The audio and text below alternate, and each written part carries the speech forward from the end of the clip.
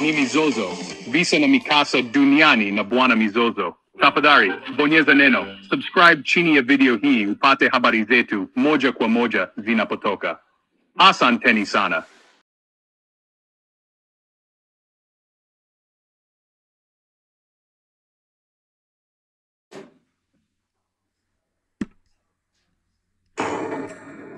Kiwewe cha Trump kwa hatua za China, juhudi za Beijing za kuunda muungano dhidi ya Washington.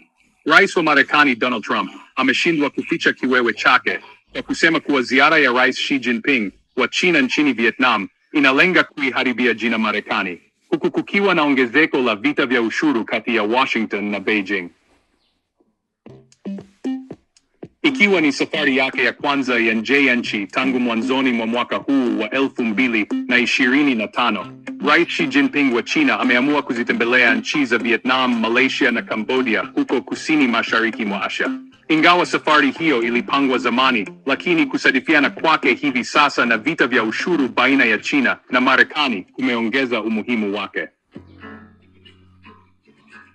Wimbi la nchi za dunia kukabiliana na vita vya ushuru vya Trump linaongezeka.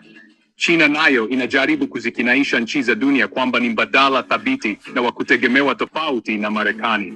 Rais Xi Jinping alitembelea Vietnam Jumatatu wiki hii, ikiwa ni hatua ya kwanza ya ziara yake ya kikanda huko kusini mashariki mwa Asia, na alitoa mwito kwa China na Vietnam kupinga uonevu na hatua za upande mmoja na kuunga mkono utulivu wa mfumo wa biashara huru duniani. Lengo jingine la safari hiyo ya Rais Xi Jinping ni kuimarisha ushirikiano wa kikanda wa China na kutafuta suluhisho la vikwazo vya kibiashara ambavyo Marekani imevianzisha dhidi ya bidhaa za China. Ziara ya rais wa China kusini mashariki mwa Asia inaonekana kuwa na umuhimu mkubwa katika muktadha wa vita vya ushuru vinavyoendelea kati ya China na Marekani. Rais Xi Jinping anatarajiwa kuimarisha mahusiano na nchi za eneo hili, huku akijaribu kupata suluhisho la vikwazo vya kibiashara vilivyowekwa na Marekani. Sambamba na kuanza ziara hii, kuna tahariri iliyoandikwa na Xi Jinping ambayo ilichapishwa kwa wakati mmoja vyombo vya habari rasmi vya Vietnam na China. Ndani ya tahariri hiyo, amesema, katika vita vya biashara au vita vya ushuru, hakuna washindi. China na Vietnam zinapaswa kulinda kwa uthabiti mfumo wa biashara wa pande nyingi, mfumo wa viwanda unaokamilishana, mazingira ya wazi ya kimataifa na ushirikiano wa kimataifa. Maoni hayo yalikuja wakati mwafaka kabisa, yaani baada ya onyo la hivi karibuni la Donald Trump kwa Beijing kwamba vifaa vya elektroniki vya China haviwezi kukwepa ushuru mkubwa wa Marekani. Akionyesha kiwewe na woga mkubwa kutokana na misimamo ya Xi Jinping, Trump alisema kuwa madhumuni ya mkutano kati ya wakuu wa nchi hizo mbili za China na Vietnam ni kuidhuru Marekani. Ushuru wa Marekani kwa bidhaa za Vietnam. Safari ya Xi Jinping imekuja takriban wiki mbili baada ya Marekani, ambalo ni soko kubwa zaidi la kuuza nje bidhaa za Vietnam, katika robo ya kwanza ya mwaka 2025 kuweka ushuru wa 46% kwa bidhaa za Vietnam. Ingawa ushuru wa Marekani kwa Vietnam na nchi nyingine nyingi umesimamishwa kwa muda wa siku 90, lakini China bado inakabiliwa na ushuru mkubwa wa Marekani. Kwa hiyo, Beijing inataka kuimarisha uhusiano wa kibiashara wa kikanda na kukabiliana na athari za ongezeko kubwa la ushuru uliowekwa na Marekani dhidi ya bidhaa zake. Washington ndio iliyoanzisha vita kwa kuziongezea ushuru bidhaa za China hadi 145%. Beijing nayo imelipiza kisasi kwa kuziwekea ushuru wa 125% bidhaa za Marekani. Tangu Donald Trump arudi madarakani Januari 20, mwaka 2025, uchumi wa dunia na uhusiano wa kibiashara umekabiliwa na changamoto kubwa. Tangazo la Trump la kuzipandishia ushuru bidhaa za nchi zote za dunia limekumbana na hisia kali kote ulimwenguni.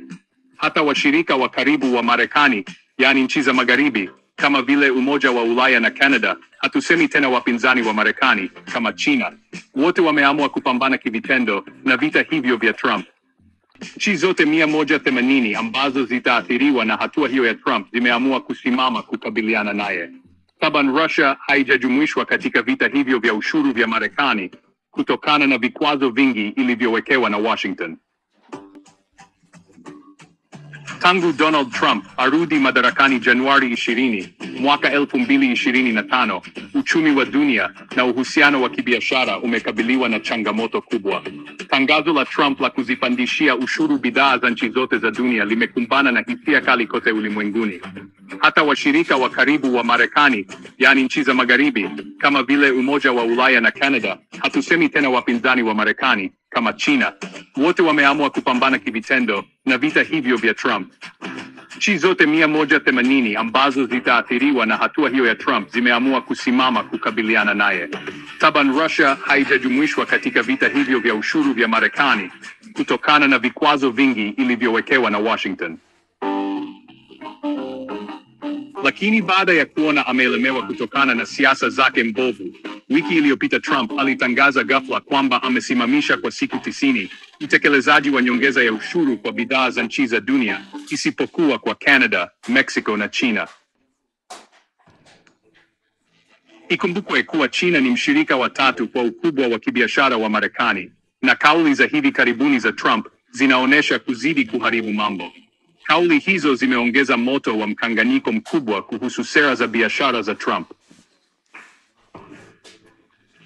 Lakini lililo wazi zaidi ni kwamba sera hizo zimezidi kuyathibitishia mataifa ya dunia kwamba Marekani si nchi ya kutegemewa, haina mwamana na haichelei kumkandamiza yeyote, hata waitifaki wake wa karibuni sana.